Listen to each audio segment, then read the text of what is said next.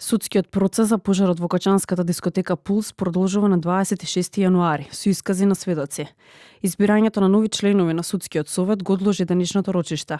Барањето доаѓа од адвокатката на Аднан Джеферовски, поранешниот директор на Дирекцијата за заштита и спасување, Сузана Јошевска-Анастасовска, која е избрана за член на судски, а по предлог на претседателката Гордана Силјановска-Давкова. Главната расправа за предметот, поврзана со пожарот во дискотеката Пулс во Кочани, се одлага по барање на бранителот на еден од обвинетите, адвокат Сузана Јошевска-Анастасовска.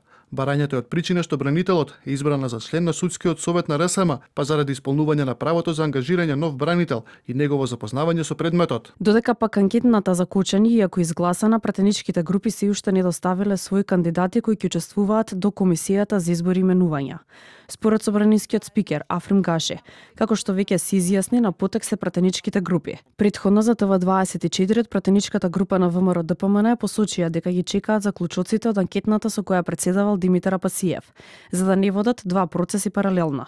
Пратеничката група на Левица со став дека заклучоците би требало до првата половина на следниот месец да бидат готови, но тие не гледале пречка пратениците да номинираат своји кандидати. Од СДСМ пак, на став дека имаат правна и деловничка пречка да достават кандидати и претседател кој би ја водел јавната расправа, поради тоа што Гаши официјално не испратил допис до нивната пратеничка група. Во саботата, наместо марш на ангелите во Кочани се одржа мирен собир, во знак на почит кон жртвите кои животот го изгубија на новогодишната ноќ во барот во Кран Монтана, под мотото "Два града, иста болка".